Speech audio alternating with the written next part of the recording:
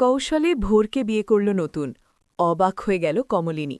হ্যাঁ বন্ধুরা, চিরসখা সিরিয়ালের আজকের পর্বে এমনটাই দেখতে চলেছি। গল্পের শুরুতেই দেখা যায় নিঠির বিয়ের আনন্দে জমে উঠেছিল পুরো বাড়ি।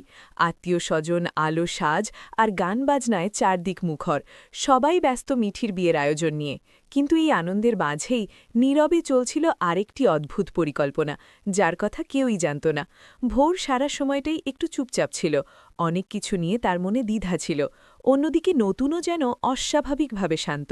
কমলিনী বারবার লক্ষ্য করছিল নতুনের আচরণ, কিন্তু ঠিক বুঝতে পারছিল না কি ঘটতে চলেছে। বিয়ের এক ফাঁকে হঠাৎ করেই নতুন ভোরকে নিয়ে মণ্ডপের কাছে এসে দাঁড়ায়।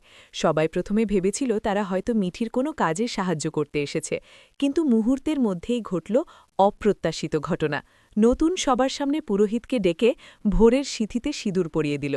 উপস্থিত সবাই একেবারে হতবাক হয়ে গেল। ঘরের ভেতর ফিসফাস শুরু হয়ে গেল।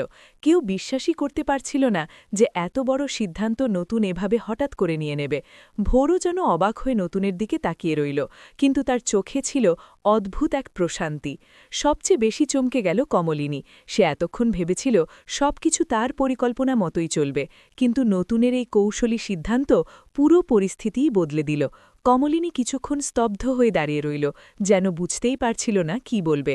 অন্যদিকে পরিবারের অনেকেই ধীরে ধীরে বিষয়টা মেনে নিতে শুরু করল। নতুন শান্ত গলায় জানাল সে অনেক ভেবেই এই সিদ্ধান্ত নিয়েছে এবং ভোরের পাশে দাঁড়াতেই চায়। মিঠির বিয়ের আনন্দের মাঝেই তাই আরেকটি নতুন সম্পর্কের শুরু হয়ে গেল। আর সেই অপ্রত্যাশিত মুহূর্তে কমলিনী শুধু বিস্ময়ে তাকিয়ে রইল নতুন ও ভোরের দিকে।